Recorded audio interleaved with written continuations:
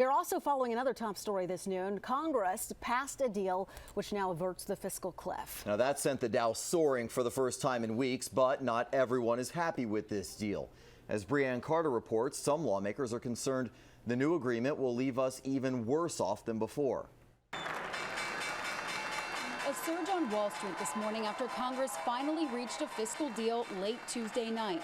On this first day of trading of the new year, the Dow jumped more than 200 points. This law is just one step in the broader effort to strengthen our economy and broaden opportunity for everybody. The measure, now headed to the president's desk, will prevent an income tax increase on workers earning less than $400,000 a year. It also extends unemployment benefits for some 2 million people. The bill, however, doesn't include extending a Social Security payroll tax cut past the end of last year.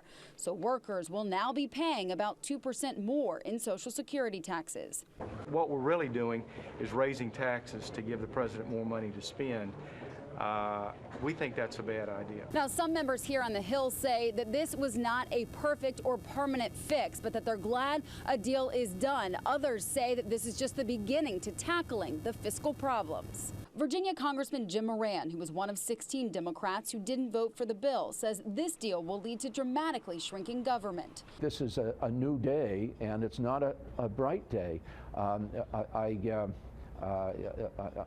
afraid that this was very much small ball. It was kicking the can down the road. The problem is that each time you kick the can, it gets heavier.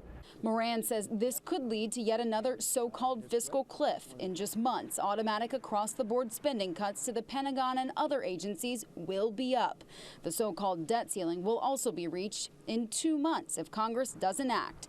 After the drama over the past few weeks, Moran isn't confident working out a deal will be easy. We just increased the deficit by $3.9 trillion, which is now going to force us to dramatically shrink the size of the government, and that's going to have a very adverse impact on the Washington area. The president returned to Hawaii to finish his holiday vacation today, so it isn't clear when he will sign the bill.